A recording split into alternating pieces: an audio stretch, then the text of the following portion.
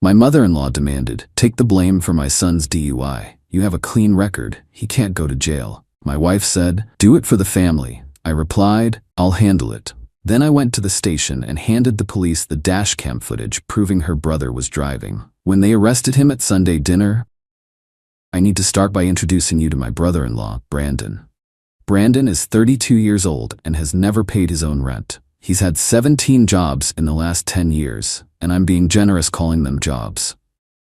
Here's a partial list. Verizon's store, quit because the customers were mean. His friend's dad's company, fired for not showing up. Target, fired for, and I quote, misunderstanding the employee discount policy. He was stealing. The Chipotle one is my favorite. He quit after 2 shifts because the beans made his hands smell weird. Not the job, the beans. Specifically, the beans. He could have worked register, or done prep, or cleaned. But no, the beans personally offended him. He drives a BMW, the kind with heated seats and a sunroof. His mom bought it for him when he turned 30 because he needed reliable transportation. He'd crashed his previous car, a Honda Civic, also mom-funded, into a Walgreens because he was changing the song on Spotify. He wears Gucci belts with cargo shorts from Walmart. The man looks like a fashion emergency. He vapes indoors at family gatherings, those giant cloud-producing mods, fills the room with dragon fruit-scented fog. When asked to go outside, he says, "It's not smoke, it's vapor," like that's a defense. He once told me he was basically an entrepreneur because he sold a couch on Facebook Marketplace. Brandon is, and I mean this with complete sincerity, a walking Greek tragedy written by someone who failed English class. My wife Melissa loves her brother, worships him, really. He's just going through a tough time, she'd say. Every time Brandon got fired, dumped, evicted, banned from a Buffalo Wild Wings for reasons he swore were totally unfair. The Buffalo Wild Wings thing? He got drunk and tried to fight the bartender over whether ranch or blue cheese was better for wings. He's a ranch guy. Passionately, violently as it turned out. I tolerated Brandon the way you tolerate a mosquito at a barbecue. Annoying, but not worth ruining everyone's day over. Until the DUI. Saturday, 2 a.m. My phone rings. Melissa's mom, Carol. Brandon's in trouble. The police have him. I looked at the clock, looked at Melissa, who was already sitting up, phone pressed to her ear on her side of the bed.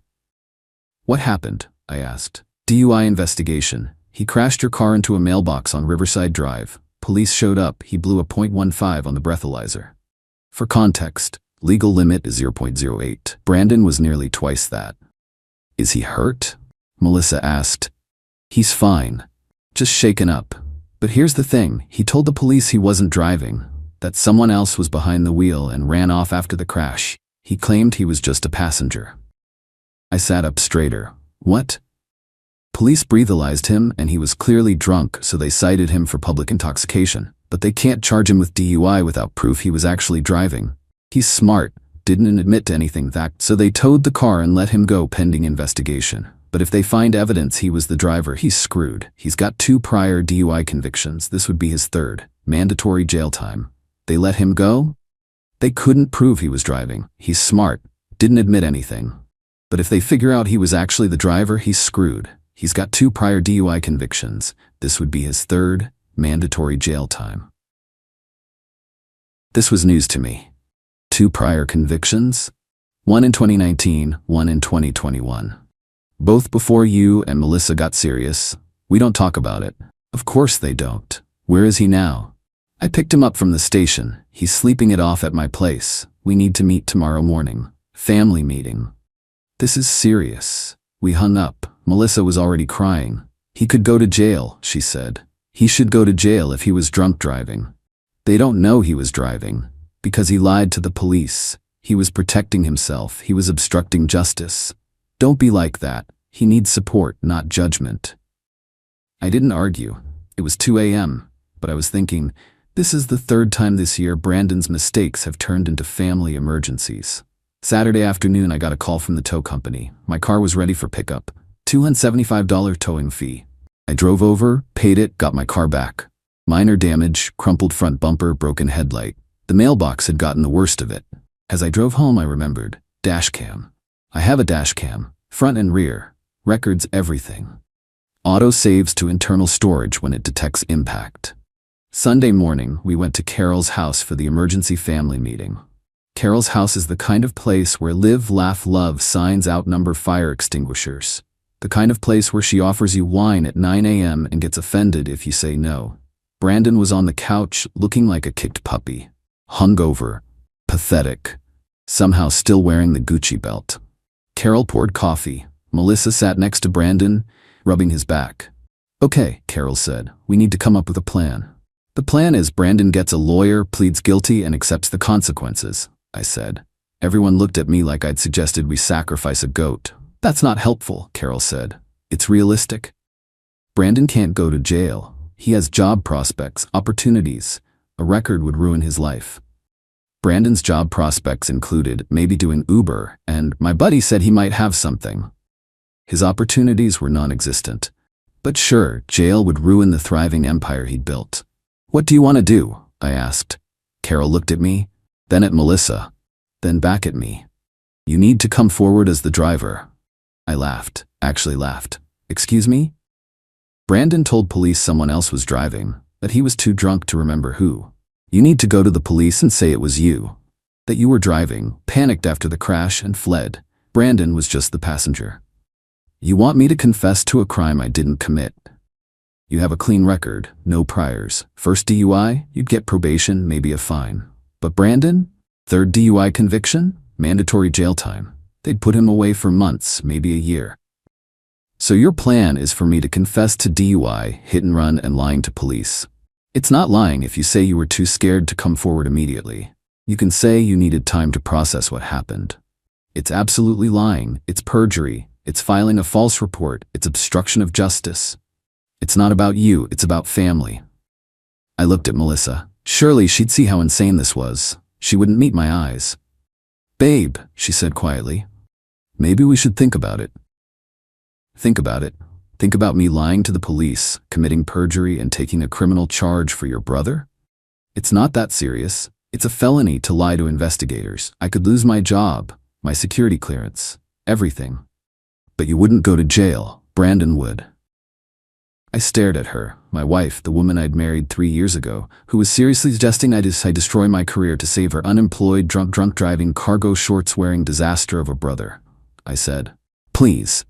Brandon spoke up. "Man to man, I'm begging you. I can't go to jail. I wouldn't survive. You should have thought about that before you drove drunk. It was a mistake." "You made that mistake twice before." Carol stood up. "This family helps each other. If you're not willing to do this, then I don't know what you're doing in this family. Are you seriously threatening me right now? I'm asking you to step up. Be a man. Protect your family. By committing a crime. By being selfless for once." I looked around the room. Melissa, teary-eyed, pleading silently. Brandon, desperate and pathetic. Carol, self-righteous and demanding. And I realized they actually thought this was reasonable. They actually believed I should do this. "I'll handle it," I said. Relief washed over their faces. "Thank you," Carol said. "Thank you so much." "I need to make some calls," I said. "Figure out the legal side." "Of course. Do what you need to do." I left, and I went straight to the police station. Here's something I hadn't mentioned to my wife's family. I have a dash cam, front and rear, records everything, saves footage automatically when it detects an impact or sudden braking. You know what else I hadn't mentioned? Brandon had borrowed my car that night. His BMW was in the shop, transmission issues. Carol was using his as her backup car, so Brandon asked to borrow mine. "Just for a few hours, man, I'll fill the tank." I'd said fine, gave him the keys, told him to be safe, didn't think twice about it. Until the call about the DUI. That morning, after leaving Carol's house, I pulled the dashcam footage. 6:47 p.m. Brandon gets in my car. Driver's seat, starts it up, fiddles with the radio. 8:23 he pulls into a bar parking lot, O'Malley's Pub. 11:54 p.m. he stumbles out of the bar, visibly intoxicated, gets back in the car. 12 a.m. he's swerving, badly. Nearly hits a curb. 12 a.m. mailbox collision, perfect shot of Brandon behind the wheel screaming, "Oh shit." Police lights, Brandon panicking, trying to text someone, probably Carol. Cops approaching. And here's the kicker. The footage timestamp syncs with GPS data. Irrefutable proof that Brandon was driving my car at the time of the accident. I saved the footage to a USB drive. Made 3 backup copies. Then I went to the police station. The officer at the desk looked tired. Help you? I'm here about the incident last night. Brandon Matthews, the mailbox crash. You his lawyer? No. I'm the car owner. He was driving my vehicle when he crashed it. The officer's eyebrows went up. He told us someone else was driving, that he was the passenger and the driver fled. He lied. I have dashcam footage proving he was alone in the car and behind the wheel the entire time. The officer sat up straighter. You have footage? Full recording, time-stamped, GPS synced, shows him getting in the driver's seat, driving to a bar, drinking for 3 hours, stumbling back to the car, driving drunk, and crashing into the mailbox. All alone, no passenger, no one fled, just him. And you're bringing this to us why? Because his family just tried to get me to confess to being the driver, said I should come forward and say I was the one who fled, take the fall for him since he has 2 prior DUI convictions and I have a clean record. The officer actually smiled. Family, huh? In-laws. Even worse, let me get a detective. Detective Rodriguez came out 20 minutes later, watched the footage, nodded a lot, asked me a few questions, made sure I knew I could press charges for unauthorized use of my vehicle. I declined, I just wanted the DUI off my record. This is pretty clear, Rodriguez said. We've got him dead to rights. He tried to say someone else was driving but couldn't provide details. Now we know why. What happens now? We arrest him and charge him with DUI, filing a false police report and obstruction of justice. The dashcam footage proves he was driving, which makes his statement to officers that someone else was driving a prosecutable lie. How long? 3rd DUI conviction? Mandatory minimum 90 days. Could be up to 6 months depending on the judge. Plus 3 to 5 year license suspension, heavy fines, mandatory alcohol treatment, probation. When will you arrest him? We've got his address, probably Monday morning. I thought about it. Actually, I know where he'll be Sunday afternoon. Oh? Family dinner, my mother-in-law's house. Happens every Sunday, 4 o'clock. Rodriguez grinned. You want us to arrest him at Sunday dinner? I think that's when the whole family should see the consequences of their choices, don't you? I like the way you think. I gave him the address. He said they'd swing by around 4:30. Give him time to get comfortable. Perfect. Sunday morning, Melissa asked how the legal calls went. All handled, I said. Talked to some people, got advice, we're good. So you're gonna do it? I'm going to do what's right. She hugged me. Thank you. I know this is hard, but you're doing the right thing. Brandon will pay you back, I promise. Brandon would indeed pay, just not the way she thought. Sunday dinner at Carol's was the usual affair. Pot roast, mashed potatoes, Carol's famous, Reed mediocre apple pie. Brandon showed up late, naturally, wearing the same Gucci belt. He'd recovered from his hangover enough to be cocky again. My guy, he said, clapping me on the shoulder. I heard you're taking care of things. Respect. Seriously, I owe you. You really do. When this is over, I'm buying you dinner. Steakhouse, my treat. With whose money, I wanted to ask. But I just smiled. Melissa's dad, who'd been silent through all of this, carved the roast. We sat down. Carol said grace. Everyone ate. 4:27 p.m. Carol was telling a story about her book club. Brandon was on his phone, vaping at the table, despite Carol's no vaping inside rule that she never enforced with him. The doorbell rang. Who's that? Carol asked, mid-sentence about her book club's heated debate over whether Gone Girl was feminist or just mean. I'll get it, I said, setting down my fork with the precision of someone who'd been waiting for this exact moment. I opened the door. Detective Rodriguez and 2 uniformed officers stood there, looking every bit like the hand of justice Carol had spent years helping Brandon avoid. Is Brandon Matthews here? Rodriguez asked, official voice on, but I caught the slight smile at the corner of his mouth. He is. Come on in. I led them into the dining room, like a game show host revealing the grand prize. Everyone stopped eating, forks frozen midair, Carol's mouth literally hanging open, a piece of pot roast visible on her tongue. Brandon looked up from his phone. He'd been scrolling through Instagram, double-tapping pictures of cars he couldn't afford. He saw the cops. His face went from entitled smirk to Snow White in 0.6 seconds. The vape pen fell out of his hand, clattered on Carol's nice hardwood floor. Brandon Matthews? Rodriguez asked. Yeah? Brandon's voice cracked. He sounded 16. Stand up, please. Brandon stood, knocking his chair backwards. It hit the wall. Left a mark. Carol would find it later and probably blame me. You're under arrest for driving under the influence, filing a false police report, and obstruction of justice. Rodriguez nodded to the officers. They moved in, pulling Brandon's arms behind his back. The handcuffs clicked. That sound, that metallic snick, echoed through the dining room like a gavel. Rodriguez read him his Miranda rights. Brandon wasn't listening. He was trying to form words, but only managing sounds. What? No, this is wrong. I wasn't. Someone else was. You can't. Carol stood up so fast her chair tipped over. This is a mistake. He wasn't driving. Tell them. She pointed at me, finger shaking. Tell them you were driving. I took a sip of water, swallowed, set the glass down. I wasn't driving, I said, voice so calm it probably qualified as ASMR. Brandon was. You said you'd handle it? Her voice was reaching frequencies only dogs could hear. I did handle it. We have dashcam footage from the defendant's vehicle, Rodriguez interjected, clearly enjoying this. Clear video of Mr. Matthews behind the wheel at the time of the collision, time-stamped and GPS verified. He's also visible exiting O'Malley's pub approximately 40 minutes before the crash, displaying obvious signs of intoxication. Melissa, who'd been frozen this whole time, suddenly came back online. Her face cycled through confusion, realization, horror, and fury in about 3 seconds. You gave them footage? I gave them evidence. You recorded him? My dashcam recorded him. Automatically, because that's what dashcams do. You said you'd handle it. I did. I handled it by ensuring the actual criminal faced actual consequences instead of letting him destroy my life. Carol was screaming now, full volume. The neighbors definitely heard. You ruined his life. He's going to jail. My baby is going to jail. Your baby is 32 years old and drove drunk for the 3rd time. He ruined his own life. Brandon was being walked toward the door, crying. Not silent crying, full sob crying, hiccuping, snotty, the works. This is bullshit. You set me up. This was a setup. I stood finally, walked over to him, looked him in his red puffy eyes.